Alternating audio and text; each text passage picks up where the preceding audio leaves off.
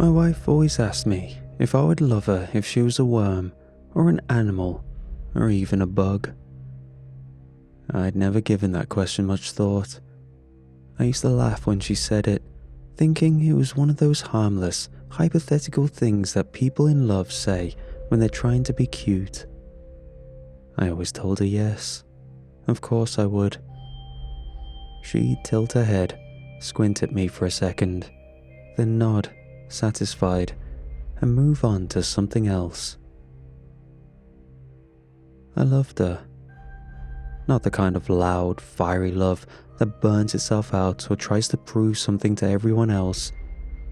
I loved her in the way you love your own breath, something you don't even think about most of the time, but couldn't survive without.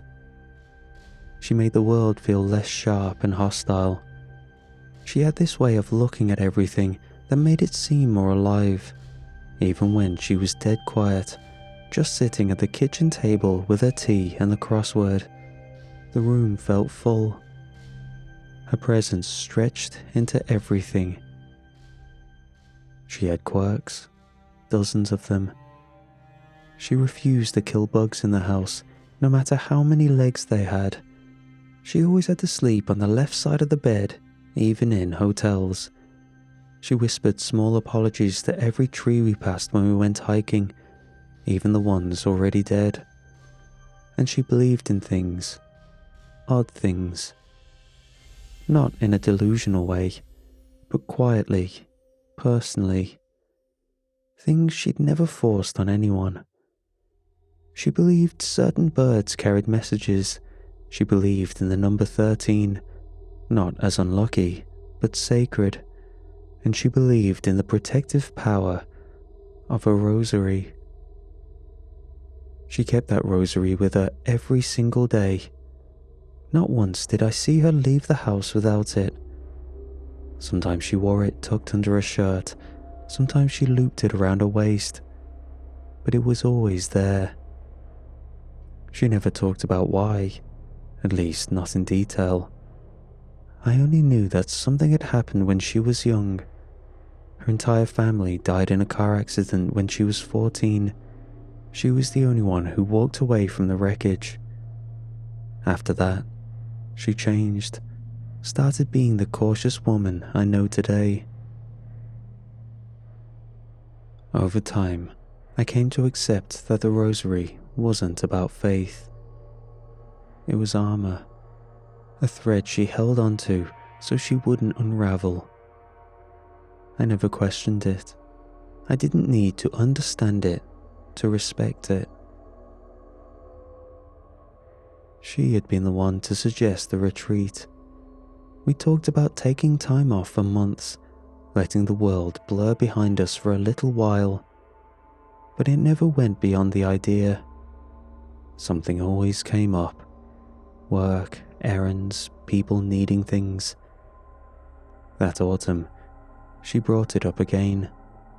Only this time with dates already circled on the calendar. She said she'd found a place, a cabin deep in the woods, just the kind of aesthetic she liked. She told me she wanted to feel air that hadn't passed through vents. She wanted the stillness of pine branches above her, the smell of wood smoke in her hair, the strange quiet that came from being far from anyone else. I said yes without even asking to see the place. When she showed me the photos later, it looked like the place would be cold no matter how hard you tried to warm it up. The walls were narrow, the windows small. There was a tiny dock jutting out over a dark little lake behind the trees. She clapped when I told her it was perfect. Before we left, she made me promise I'd do the hiking trail with her. I asked how long it was, and she waved the question away, saying it didn't matter, that we'd figure it out. Then she said something I'd think about every day after. She said, "Once we get there, I won't want to come back."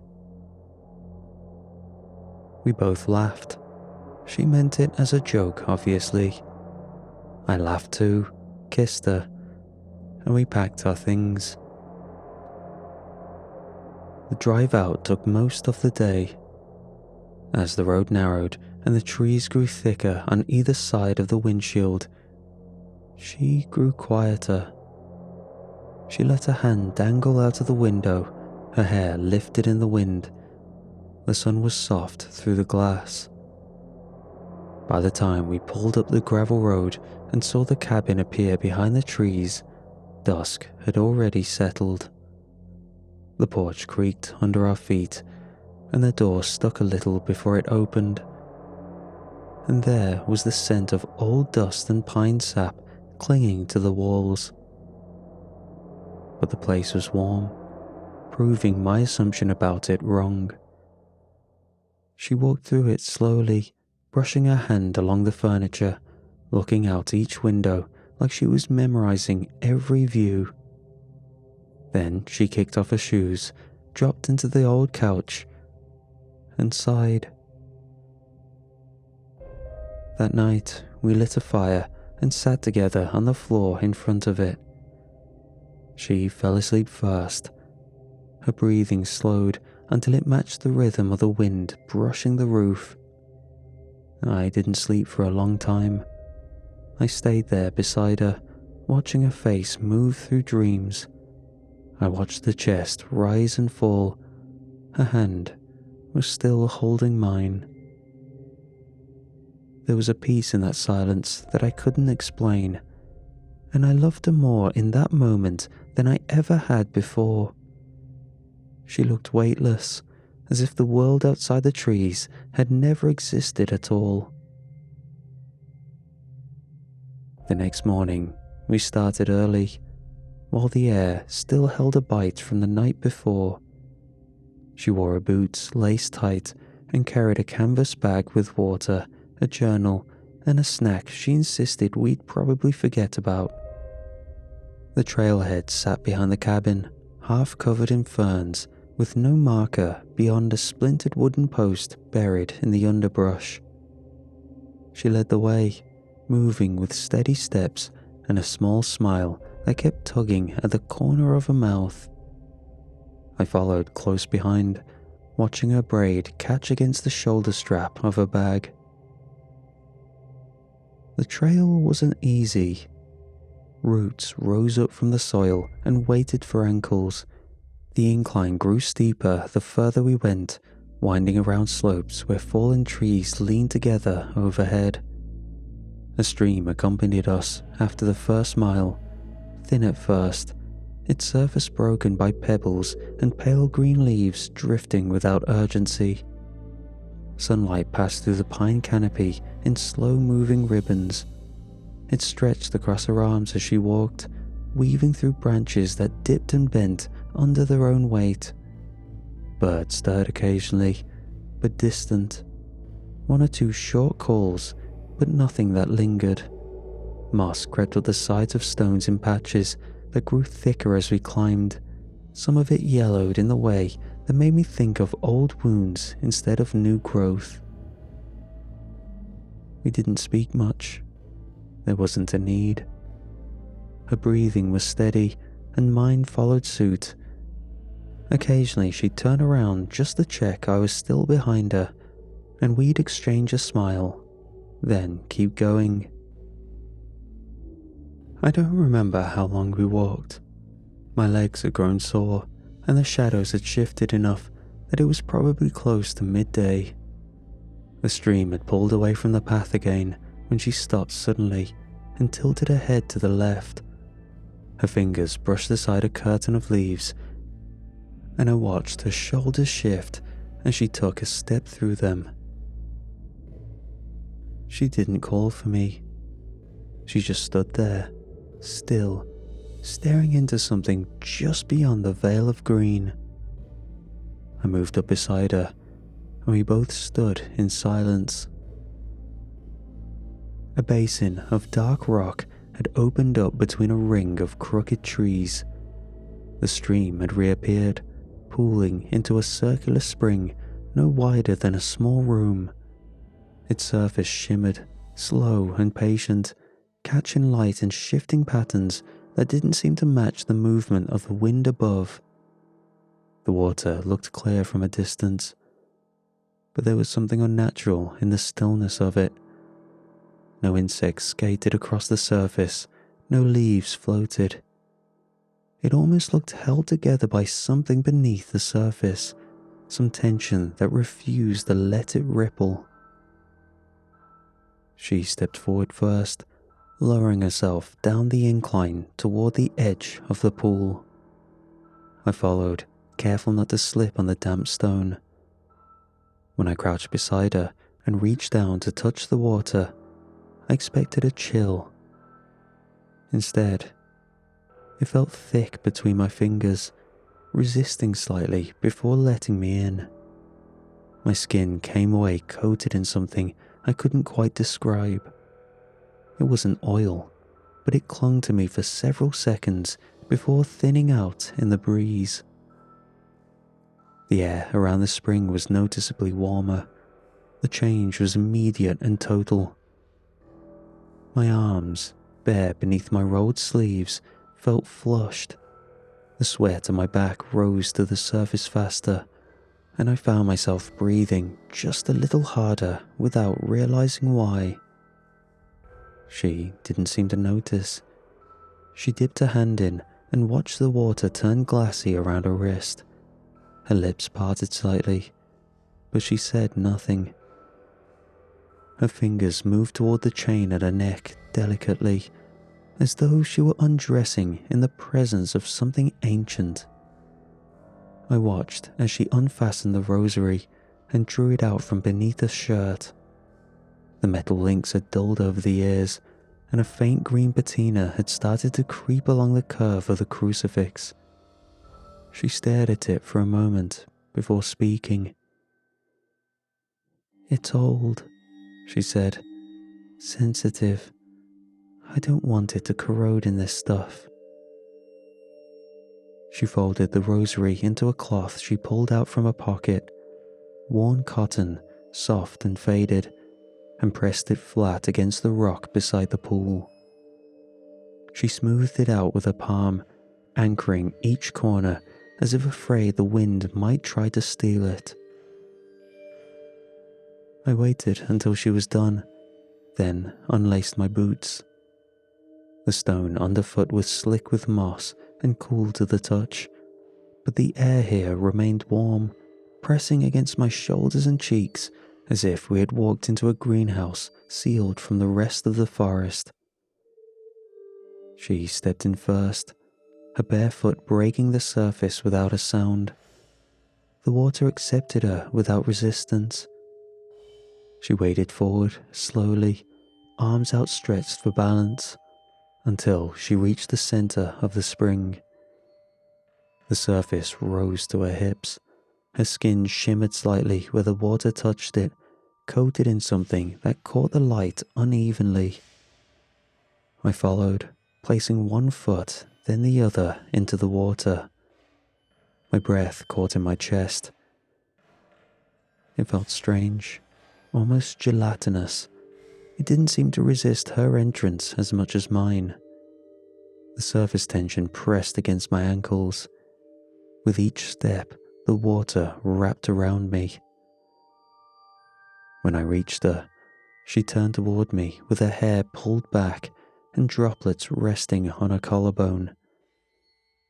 She smiled then, wide and bright. I cupped some of the water in my hands and let it run through my fingers. It left a residue behind, faint but unmistakable, something thicker than expected. I didn't say anything. She wouldn't have wanted me to ruin the moment with concern. I kept smiling. We stood there for a while, surrounded by trees that never moved, in water that never rippled, as if time had paused just for us. Her shoulders relaxed, her breath steadied. She dipped under for a second, and when she rose again, her laughter broke across the surface like something sacred. Later, back at the cabin, I would need to scrub my skin harder than usual to feel clean. But in that moment, standing beside her in the spring, all I could see was the woman I loved glowing under filtered sunlight. We eventually got out of the water and started making our way back. She grew quiet on the walk. At first, I thought it was the fatigue from the hike catching up to her. The trail had been long, and the heat near the spring had left us both flushed and thirsty. Her steps became shorter, slower. I offered her water, and she took it without speaking, holding the bottle against her forehead before drinking. Her hand trembled slightly when she handed it back. By the time we reached the cabin, the light was falling behind the trees. She sat down on the edge of the bed and rubbed her temples with the heels of her hands. When I asked if she was all right, she nodded once, but her lips stayed pressed together. A few minutes passed before she spoke. "I don't feel great," she said softly. "My head's pounding, my stomach's off. I just need to sleep for a bit." I helped her out of her shoes and pulled the blanket over her. She curled on her side, knees pulled in, breathing slow and shallow. I sat beside her until her eyes closed, brushing strands of hair from her face. Her forehead was damp. The fire pit behind the cabin sat unused, the logs untouched. I didn't bother lighting anything inside. The last stretch of daylight filtered through the curtains in dull stripes across the walls. I found myself standing at the window, watching for nothing in particular, only listening to the sounds of the house breathing around me. Later that night, once she'd fallen into a deeper sleep, I stepped outside for air. The trees rustled gently, wind moving just enough to stir the ferns. On my way back in, I remembered the rosary. We had left it beside the spring, carefully folded in that cloth, resting on the flat rock. I wondered if she had maybe forgotten it. I moved through the cabin and checked the counter where she'd set her bag earlier. I opened the pouch she kept smaller things in. No sign of it. Eventually, I found the cloth, folded neatly on the nightstand beside the side of her bed, the same fabric she had used to protect it. It had been smoothed out, edges aligned, but the rosary was no longer inside. I picked it up, turned it over in my hands, then opened the drawer beneath it just in case she had moved it. Empty. She stirred behind me, but didn't wake. In the morning, I made her tea and sat at the foot of the bed while she drank it slowly. Her face was pale, her eyes heavy. When I asked her about the rosary, she took another sip before answering. "I'll just get another one," she said, voice thin but calm. "It's just a thing. I can't think about it right now." I didn't say anything. I think I just blinked at her for a moment, waiting for the rest of the sentence, the reason, the part where she'd laugh and call herself forgetful. But it didn't come. She had never treated it as just a thing. For as long as I'd known her, that rosary had been something sacred. She slept with it, travelled with it. Once, she turned the car around halfway to a friend's wedding because she realized she had left it on the kitchen counter. And now, it was gone. And she didn't seem to care. I stared at her longer than I should have, trying to decide if I was supposed to let it go. Her eyes remained on the mug in her hands, and her mouth didn't move again. Something in the room felt thinner than it had the night before, as if something had been peeled away.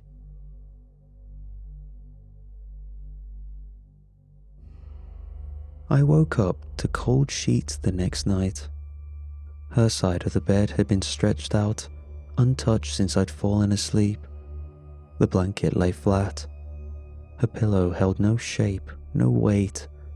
The small lamp on the dresser still glowed faintly, casting dull colour against the wall. I sat up, blinking through the quiet, listening for footsteps. A creak, a sigh, anything that might tell me where she had gone. The cabin didn't answer. I called her name once, then again, louder. Nothing came back. My feet hit the floor before I'd fully registered what I was doing. The air felt sharp against my skin, the chill already collecting in my chest. I pulled open the bathroom door. Empty. Checked the kitchen. Empty. Even the front porch was still. By the time I realized she wasn't anywhere inside, I had already stepped out barefoot onto the damp boards. The trees loomed in black silence ahead of me, every shape sharpened by moonlight. I ran toward the trail. The ground bit at my soles, twigs snapping under each step, mud slick beneath the fallen leaves. My voice cracked as I shouted her name again, the sound tearing itself away from my throat. I bounced off the tree trunks, fractured and hollow. I kept running, farther than I thought she could have gone, breathing in short gasps, chest burning.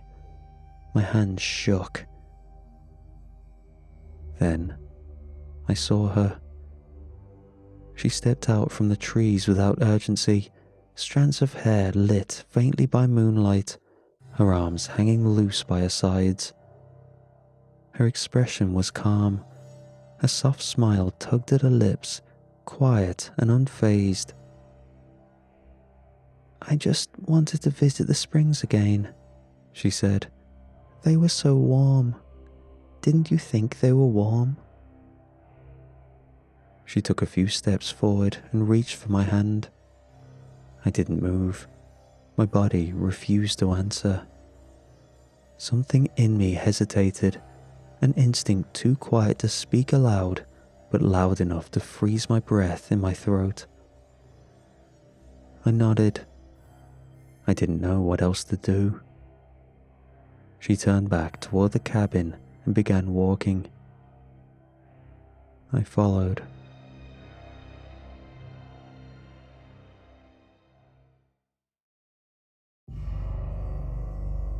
Over the next few days, the fever vanished. She moved easier, her appetite returned. She no longer clutched the stomach in the mornings or winced at the light near the windows. On the surface, she appeared healed. But the woman I loved did not come back from the forest. She laughed at the wrong moments. She answered questions without context, skipping the parts in between. When I teased her about something we used to joke about, she stared at me for several seconds before forcing a smile. Her reactions came too slow or too fast, never where they should have landed. She flinched when a bird hit the glass outside. She jumped when I dropped a spoon. She walked quieter now, steps placed too evenly on the floorboards, as if she didn't want the house to know she was there. Touch felt different. Her hand, once warm in mine, held no heat. Her fingertips rested too still against my skin, more like something mimicking comfort than offering it. She didn't lean into my chest when I pulled her close. She didn't breathe against my shoulder while she slept. But she was here, and she was getting stronger. That mattered. That was something. And so, I decided to make her a gift. I gathered twine from the drawer and pieces of driftwood from near the edge of the trail. I cut them into small segments, sanding them against stone until the edges were round enough to sit comfortably against my skin. I looped them together in the shape of the rosary she had always carried, threading each piece carefully, whispering her name under my breath each time I added a bead. I tied the knot last, tight and clean, and held the makeshift chain in my palm. It wasn't beautiful, but it had weight. That evening, I offered it to her. She looked at it for a long time before taking it. Her fingers ran across the wood, her mouth folded at the corners, not into a smile. "I don't need things like that," she said, voice low. She set it on the table and walked past me, leaving the gift behind without another word. I stood there for several minutes, staring down at the loop of twine and wood. The knot I tied held firm. I told myself it was fine. Maybe she didn't feel like herself. Maybe she needed time. I brushed it off. I had to. That night, while we sat on the couch with a blanket over our legs, she turned her head toward the dark window and said, "We should go tomorrow." I looked at her, expecting a smile. There wasn't one. Her eyes stayed on the glass, unreadable in the dim light. "I want to go home," she said. I reminded her that she'd begged for this trip, that she had joked about never wanting to leave. She didn't answer. She just repeated the words again, slower this time, as if they meant something I couldn't hear properly. That night in bed, I reached for her hand under the covers. Her fingers rested in mine without pressure. Her skin felt cool, even beneath the warmth of the quilt. She didn't close her eyes when the lights went out. I know, because I opened mine hours later and saw her still awake, staring straight ahead. In the morning, I watched her brush her hair in the mirror. The light through the bathroom window caught her face, but her eyes didn't shine. They took the light in and gave nothing back. No reflection, no shimmer. Just that still surface I had first seen in the spring. The banging started just after 3. I'd been lying awake, staring at the ceiling while her breath moved slow and even beside me. I hadn't touched her. I couldn't bring myself to. Something about the stillness in her body didn't invite warmth. It only reminded me how long it had been since I'd felt it. The first sound shook the front door on its hinges. A low, wet slam, followed by silence. Then another, louder, as if something with weight and mass had thrown itself forward, not with rage, but intent. A third knock rattled the windows, sharp enough that one of the panes groaned against its frame. She didn't stir. I slid out of bed, feet hitting the wood with a dull thud. The hallway stretched out in front of me, dim with shadows that shifted with each movement I made. My hand trembled on the doorknob. The cabin hadn't felt safe in days, but this was different. The fourth knock came just as I pulled the door open.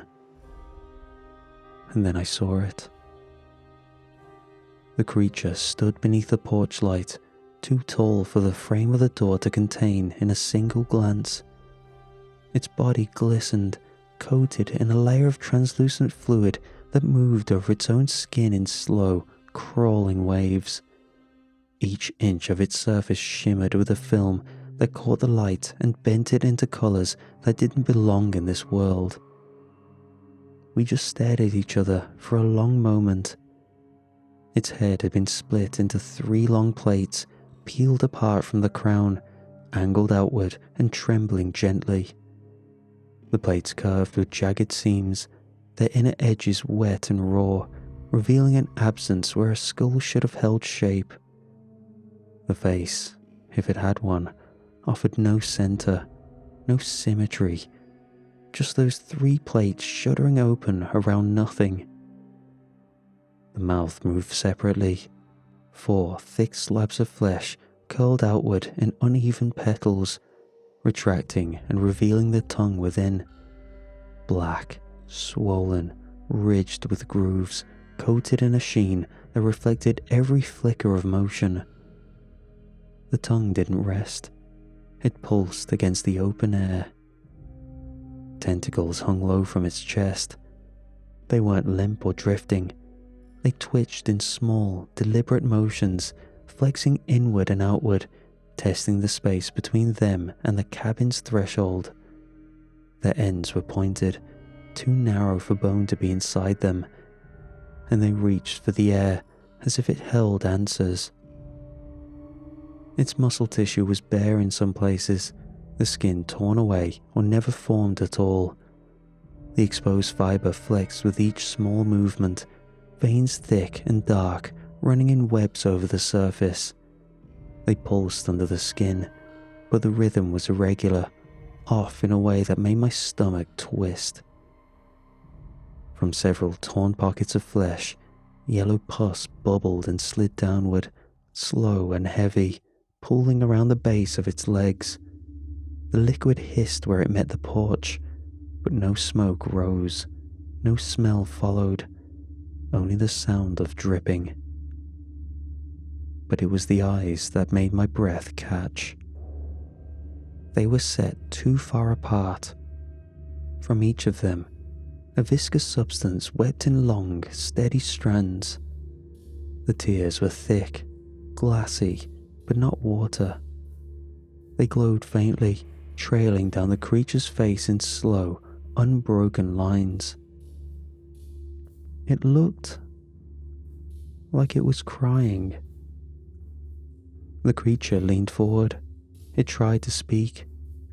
A gurgling breath pushed out, rough and slurred, its voice broken by moisture and too many folds of ruined flesh. "Wait, please." The sound of rot forming speech, wet vowels spilling through something that had never been meant to talk. I didn't understand what it said at the time.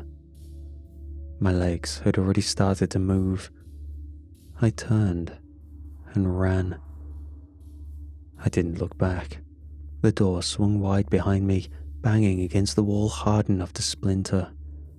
My feet pounded the floorboards, slick with cold sweat, each step loud enough to wake the dead. My chest felt caved in, lungs crushed under panic. I shouted a name as I moved, hoarse and broken, the sound cracking at the edges. I threw the bedroom door open so hard it nearly tore off the hinge.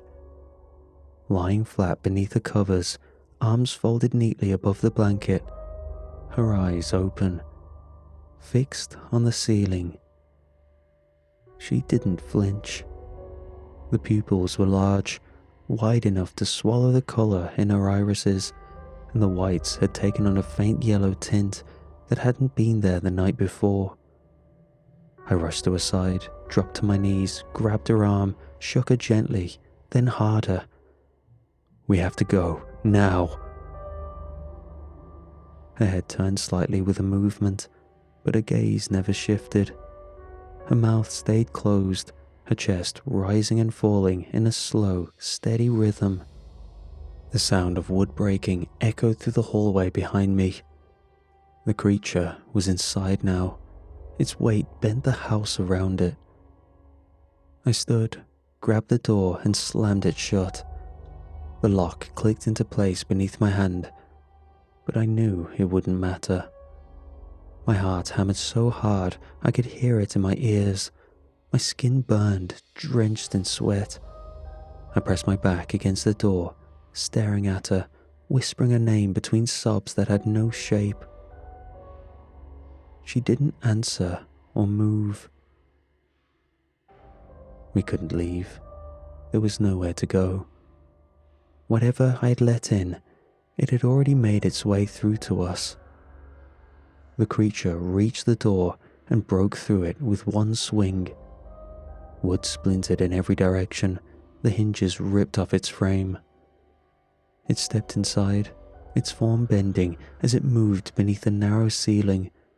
The floor sagged under its weight, its eyes wept in steady streams, the thick fluid falling soundlessly to the ground.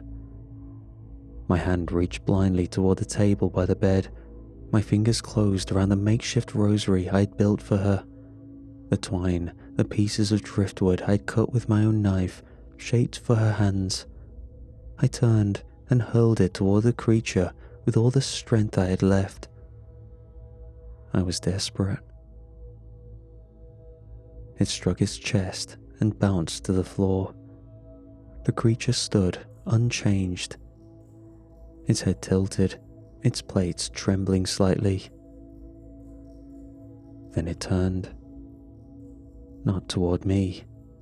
It charged across the room, toward the bed. My wife lying there didn't react until its weight was upon her. It pinned her down, massive limbs pressing into the mattress. Her mouth opened in a slow, delayed gasp. Her arms flailed once, then stopped. I lunged, throwing myself at the creature's side, my fists pounding against the muscle near its ribs, and sank in, swallowed by soft, shifting tissue. I hit it again and again, screaming through my teeth. But it didn't react. My punches had no more effect than raindrops hitting mud. The creature reached down. It picked up the rosary, lifted it above her face, then shoved it between her teeth. She began to scream. It didn't carry through the air like a human voice. It vibrated, folding in on itself, layered in ways my ears couldn't make sense of. It rose in volume, collided with itself, reversed and built again. It sounded like something tearing through flesh made of glass, like insects screaming in patterns that only made sense to the dead.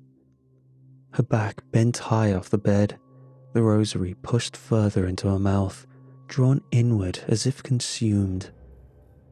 Her skin peeled in long sheets, starting from her shoulders.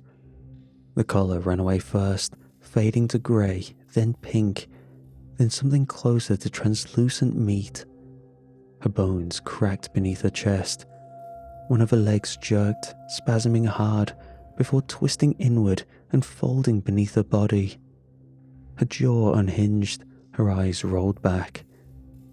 She let out one final sound, one that didn't come from her mouth, but from the walls, from the air itself. A sound that made me fall to my knees. Her flesh began to slide. It poured from the bed, dripping in ropes across the wood, seeping through the seams in the floorboards. Her limbs softened, her spine curled in on itself, then disappeared under the sheets. And then she was gone. Nothing left but the wet stain spreading across the mattress and the weight in my chest that refused to leave. I collapsed backward, knees giving out beneath me. My chest pulled inward, ripped hollow by something worse than pain. I screamed a name through a throat already torn ragged, and when no sound followed, I screamed it again. It was a sound only grief makes. The creature stood motionless, breathing shallow, its ribs expanding in uneven intervals. Then, slowly, it turned toward me. Its mouth moved before the words reached the air. The sound, once gurgled and guttural, had softened. The voice still pushed through layers of wet tissue and bone that hadn't grown in the right places. But the words now landed with intention. "I'm sorry," it said. "I didn't know how else to show you. She's been inside me since the water. She took my body and put me into it. I shook my head. My hands rose without command, fingers bent, desperate for something to hold on to that wasn't dissolving.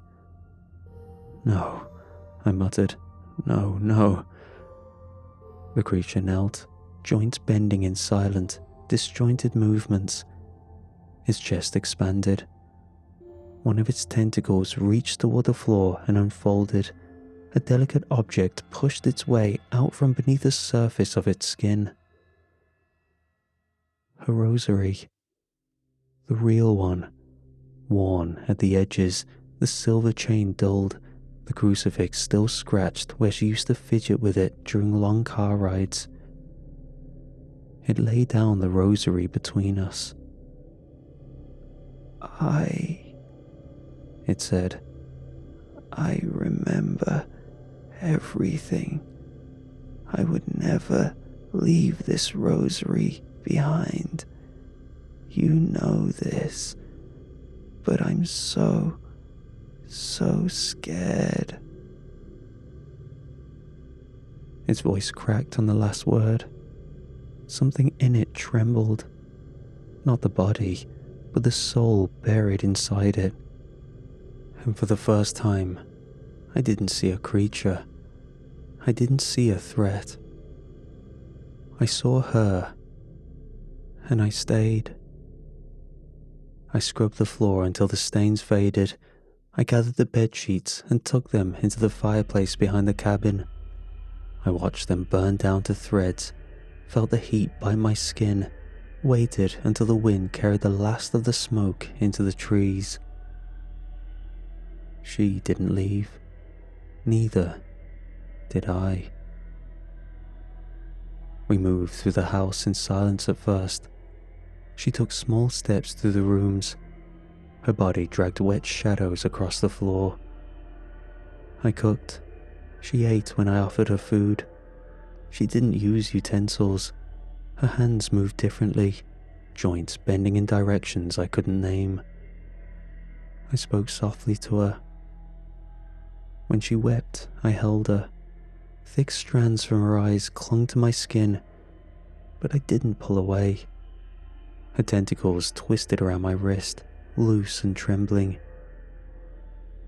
Whatever form she wore now, whatever thing she had become, it hadn't stripped her of what she was. She was still here. I brought her tea every morning, the same blend she had loved before, brewed longer than usual to fill the room with a smell she used to say reminded her of autumn.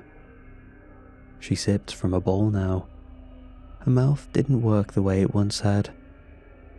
But she drank, and when she finished, she held the empty dish close to her chest as if the warmth meant something. We talked a lot. She asked about things we had done. Her memory was still there, but not fully. She remembered details I'd forgotten. Our first storm together, the hotel that smelled of cinnamon, the gas station where we slow danced in the parking lot because her favorite song came on the radio. She remembered things that had left an impact on her soul. Some evenings, I sat across from her and stared for too long. There were moments I let my mind wander. I saw her again, as she had been before the spring, her hands brushing through her hair, her shoulders soft in the firelight, her feet tucked beneath her on the couch. For a heartbeat, I let myself believe that I couldn't deal with it. And then she smiled. The expression moved through her face with difficulty. Her flesh stretched unevenly across too many teeth.